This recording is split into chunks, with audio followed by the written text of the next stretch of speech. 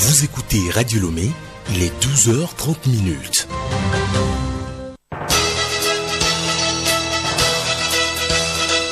Le journal Léontine Atogima.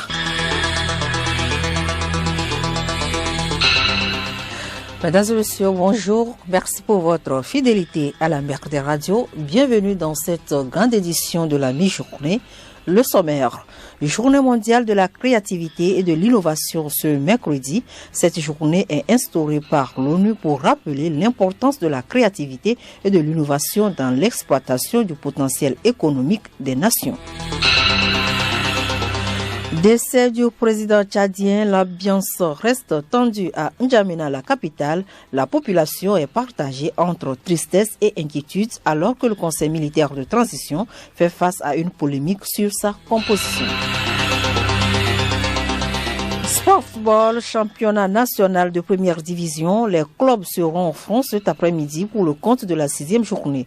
Au sud, l'AS OTR va tenter de mettre fin à l'invisibilité de Gomido, tandis qu'au nord, le choc de la journée oppose ASCO à ASCK demain jeudi. radiolomé.tg. Nous ouvrons cette édition avec les parlementaires qui étaient hier à la 5e séance plénière de la première session ordinaire de l'année. À l'unanimité, les députés ont adopté la loi portant code de procédure civile. Laure Abilly.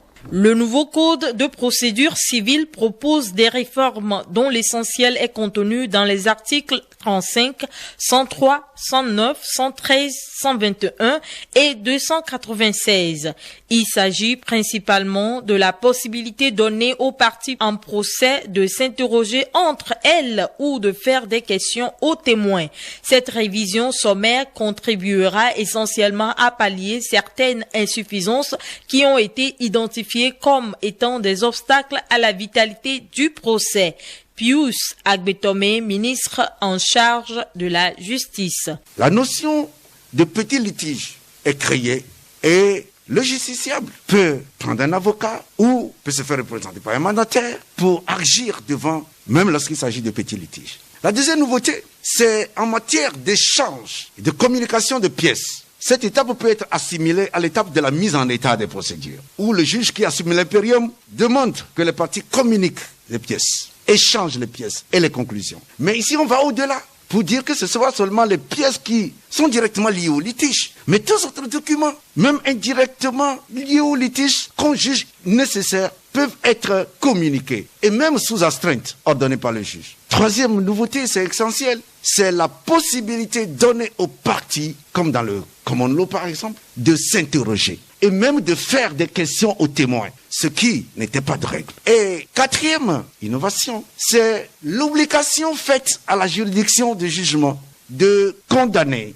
Contrairement au principe, la société qui a été attraite devant une juridiction par un actionnaire minoritaire qui a succombé au procès, donc l'obligation faite à cette juridiction de condamner la société aux dépens. Voilà les innovations que porte ce code de procédure.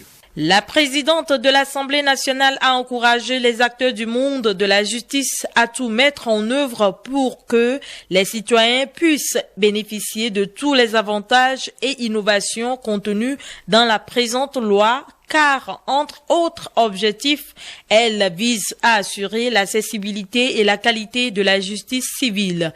Madame Yawa Tchegan. Ce code vise donc à assurer l'accessibilité, la qualité et la célérité de la justice civile. Ce code constitue donc un prérequis au développement du secteur privé, à l'attraction de l'investissement national et étranger, à l'intégration du pays dans l'économie mondiale et, in fine, à l'accélération d'un développement durable dans notre pays. Au-delà des avancées notables sus-évoquées, cette loi a été élaborée dans le respect de la tradition civiliste pour être non seulement en harmonie avec le Code des personnes et de la famille, mais aussi en cohérence avec les conventions internationales relatives aux droits de l'homme et aux principes généraux du droit.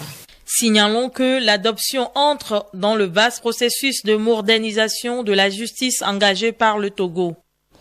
Laure Abi, la présidente de l'Assemblée nationale, informe les honorables députés que la 6e séance plénière de la 2e session ordinaire de l'année aura lieu le jeudi 22 avril 2021 à 8 heures dans la cour d'honneur de la représentation nationale. 5e recensement général de la population et de l'habitat, les comités locaux ont été installés hier à Lomé. Ils sont des préfets, des maires et des chefs traditionnels qui doivent s'assurer de la mobilisation des populations en faveur du recensement en vue de garantir le succès de l'opération au niveau local. Selon la représentante résidente du Fonds des Nations Unies pour la population, Josiane Yagibou, le 5e recensement général de la population et de l'habitat revêt d'une importance capitale pour notre pays. Le RGPH est une opération qui nécessite une mutualisation accrue des énergies et des ressources de tout genre. Cette opération mobilise, au-delà des ressources financières et matérielles, toutes les forces vives de la nation, tant au niveau central, régional et préfectoral qu'au niveau local. Et c'est pourquoi il est tout à fait indispensable d'impliquer les préfets, d'impliquer les maires et d'impliquer les leaders communautaires dans la gestion des activités sur le terrain et à tous les niveaux. Et sans votre implication individuelle et collective, cet exercice ne pourrait réussir. Et nous comptons beaucoup sur vos capacités de mobilisation sociale dans vos communes individuelles pour ce faire. Pour notre part, je puis vous assurer de la mobilisation constante de tous les partenaires techniques et financiers impliqués dans le financement et la réussite de ce recensement. Pour le ministre d'État Payadoa Boukessi, ministre de l'administration territoriale, le RGPH5 fait partie des priorités de la politique du gouvernement car il permettra de disposer des indicateurs nécessaires au suivi et à l'évolution de la mise en œuvre de la feuille de route gouvernementale, des agendas nationaux et de connaître la situation sociale de la population. Le projet du 5e recensement général de la population et de l'habitat fait partie des priorités du gouvernement et son importance dans le processus de planification du développement de notre pays est à la hauteur de l'ambition du chef de l'État de faire du Togo un pays de cohésion sociale, de paix et une nation moderne avec une croissance économique inclusive et durable. Mesdames et messieurs des comités locaux, vous devez rappeler aux populations que cette opération permettra au président de la République de réaliser en connaissance de cause pour chaque localité de notre pays les engagements qu'il a pris pendant la campagne de février 2020. Enfin, vous préciserez à l'intention de nos concitoyens que du succès de cette opération de recensement dépendra aussi l'ampleur des réalisations économiques et sociales par le gouvernement pour le bonheur des Togolaises et des Togolais. Venons-en au premier titre de cette édition, Journée mondiale de la créativité et de l'innovation, ce 21 avril. Cette journée est instaurée par l'ONU pour encourager la découverte de solutions dans les domaines économiques, sociaux et scientifiques. Parmi les exemples et le plus récent, l'organisation cite la mise sur pied en un temps record d'une nouvelle technologie vaccinale adaptée à la pandémie mondiale du Covid-19. Marie-Claire Pagnon. La suite de cette édition, depuis le 13 avril, les fidèles musulmans observent le jeûne de Ramadan. En cette période de crise sanitaire, quelle attitude doit adopter le fidèle musulman face à la vaccination contre le Covid-19? Suivons quelques éléments de réponse dans ce magazine de Grace Goto. Le jeûne, l'un des 5 piliers de l'islam, est un moment de recueillement, d'adoration et de privation pour les fidèles musulmans du monde entier. Une période pendant laquelle le fidèle doit s'abstenir de s'alimenter pendant le jour. Face à la situation sanitaire liée au Covid-19, le musulman qui jeûne peut-il se faire vacciner? Yaya Kolani, président du conseil consultatif de l'association des musulmans au Togo. Un musulman en plein jeûne peut se faire vacciner. Il s'agit d'une introduction d'une substance dans le sang. Mais si, par exemple, c'est le cas de la vaccination, je crois, pour la polio, on met à travers la bouche. Si c'est pas la voie orale, ça peut rompre son jeûne. Mais si c'est une injection dans le sang, ça ne rompt pas le jeûne. Le musulman peut être en état de jeûne et se faire vacciner sans problème. Que recommande le Coran en cas de malaise survenu au cours du jeûne? Nous retrouvons Yaya Kolani. Si il y a un malaise au cours du jeûne, soit vous êtes tombé malade, ou bien vous manifestez un certain nombre de signes qui ne peut pas vous permettre de tenir le jeûne jusqu'à la fin de la journée, il vous est recommandé de rompre le jeûne, de s'attacher à votre traitement et de pouvoir prendre soin de votre état. Parce que le jeûne, c'est pas pour venir vraiment créer des ennuis aux fidèles, mais c'est de le permettre de sentir un peu, un temps soit peu la faim. Il faut éprouver un peu de faim pour pouvoir penser aux pauvres nécessités. Mais quand ça venait à entacher votre santé, il vous est permis d'arrêter ce jeûne-là. Somme toute, se faire vacciner pendant le carême n'affecte pas le jeûne. Alors, tout musulman désireux de se faire vacciner peut se rendre dans l'un des centres de vaccination. Grâce Koto, je le disais tout à l'heure, journée mondiale de la créativité et de l'innovation ce 21 avril. Cette journée est instaurée par l'ONU pour encourager la découverte de solutions dans les domaines économiques, sociaux et scientifiques. Parmi les exemples et le plus récent, l'organisation cite la mise sur pied en un temps record d'une nouvelle technologie vaccinale adaptée à la pandémie mondiale du Covid-19. Marie-Claire Pagnon. Effectivement, c'est grâce à la créativité et à l'innovation que les chercheurs sont arrivés à trouver un vaccin contre le coronavirus après un an de restrictions destinées à limiter sa propagation.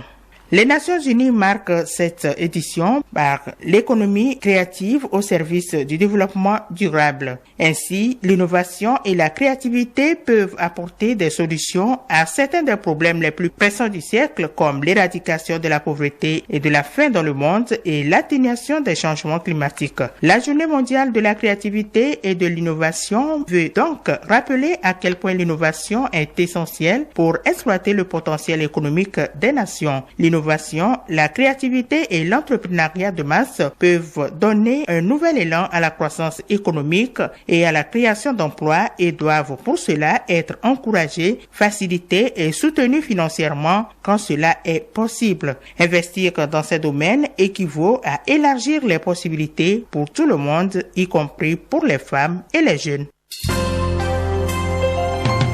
Le journal Léontine Atoguima. Actualité hors de nos frontières, le président somalien Mohamed Abdullahi Mohamed sollicite une médiation du président en exercice de l'Union africaine, le Congolais Félix Tshisekedi, dans la crise électorale qui secoue son pays. Le président somalien a déclaré souhaiter une facilitation et un soutien pour organiser des élections reconnues dans le monde.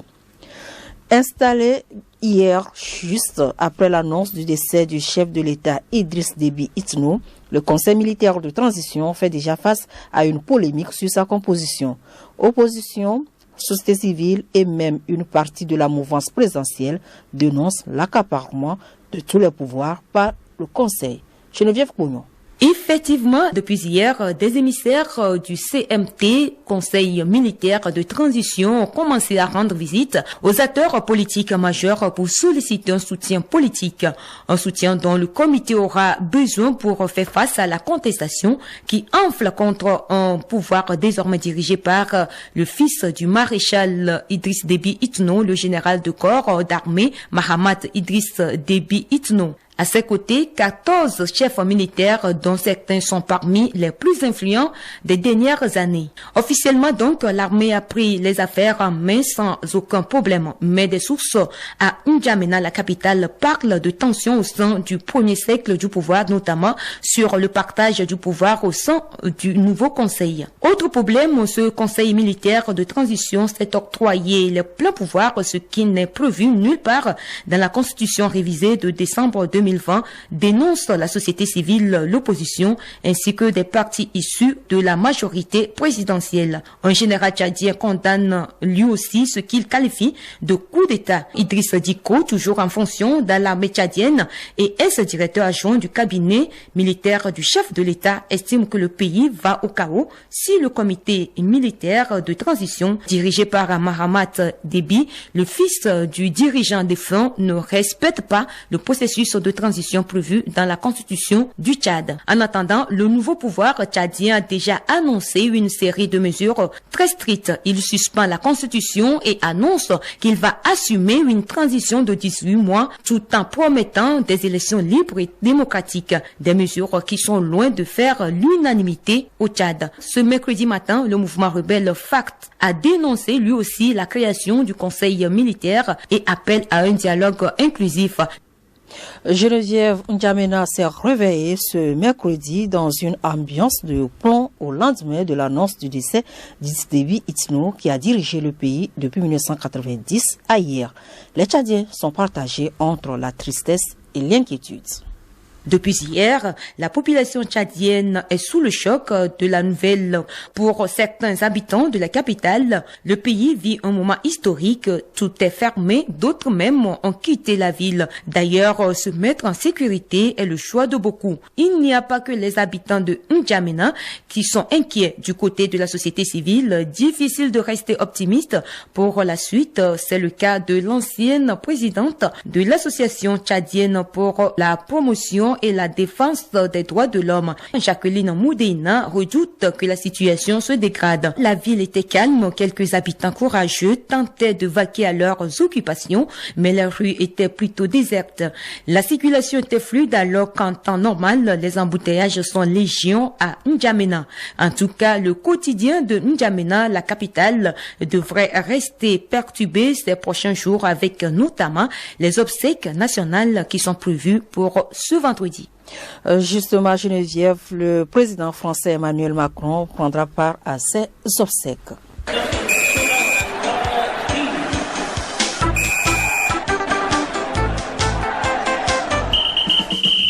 Softball, les représentants africains aux Jeux Olympiques de Tokyo dans le tournoi masculin connaissent désormais leurs adversaires. Pendant ce temps, en page nationale, le championnat de première division s'ouvre cet après-midi sur son 6e chapitre. Que de belles affiches en perspective. Simi Lawson. 4 matchs sont à suivre ce mercredi dans la poule A au sud. Voici donc le programme. Sur le terrain d'Agoé, la SOTR de Lomé va tenter de mettre fin à l'invincibilité de Gomido de Palimé. Les Showboys, leaders de la poule avec 4 victoires et 1 nul, présentent une formation assez solide, mais les hommes du coach Fiaboué Sena, des collecteurs d'impôts, nourrissent de grandes ambitions. Au stade municipal de Lomé, Bourlé-sous-des-Lacs a rendez-vous avec Dito de Lomé. Les deux clubs sont en confiance après leur victoire de la précédente journée. Des retrouvailles pour Oloufadé Adekami, aujourd'hui entraîneur des Requins Mâles avec son ancien club. Le duel des mâles classés oppose sur le terrain d'Ablogame Ange de Notchin à Maranatha de Fiokpo. La dernière confrontation mettra aux prises à Kégué, l'AS Togoport de Lomé et le promu Entente de Lomé qui peine à trouver ses marques. Dans la poule B au nord, 2 rencontres sont prévues pour ce mercredi et 2 autres demain jeudi. Ainsi, cet après-midi, au municipal de Sokodé, l'AS Bina, pulvérisé 7-0 lors de la 5e journée, va tenter d'engranger une première victoire face à Ifodjed Atakwame. À Kara, Unisport de Kolundé sera au révélateur du club de Bafilo, Sarah FC, qui a obtenu sa première victoire dimanche dernier. Demain jeudi, les guerriers de Tchaoudjos et Massi partiront à l'assaut de Koroki Metete de Tchamba. Puis le match choc de la poule, le derby de la Koza oppose Asko à ASCK, le deuxième contre son leader. En cas de succès contre l'ASCK, pour le moment intouchable, les Kondona pourront revenir à 1 point de leur adversaire. Toutes les rencontres sont prévues pour 15 heures. Pour finir, Jeux Olympiques de Tokyo, les représentants africains pour le tournoi masculin de football connaissent leurs adversaires pour les matchs de poule. À l'issue du tirage au sort effectué ce mercredi, l'Afrique du Sud est logée dans la poule A en compagnie du Japon, du Mexique et de la France. Le groupe C accueille l'Égypte, l'Argentine, l'Espagne et l'Australie. Le dernier représentant la Côte d'Ivoire partage sa poule avec le Brésil, l'Allemagne et l'Arabie Saoudite. 4 groupes au total ont été formés et la compétition débutera le 22 juillet prochain.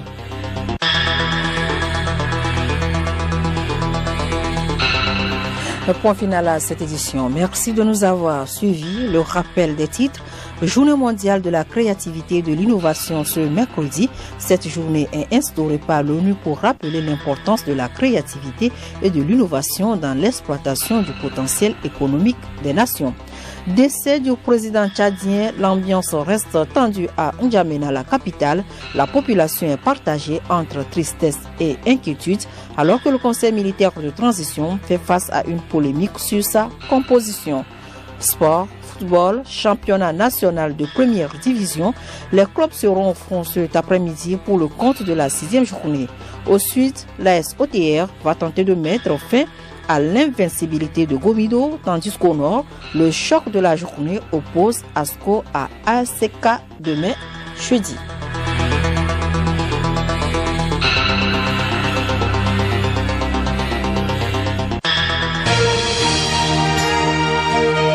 Radio Lomé, boîte postale 434, email radiolomé@radiolomé.tg. radiolomé.tg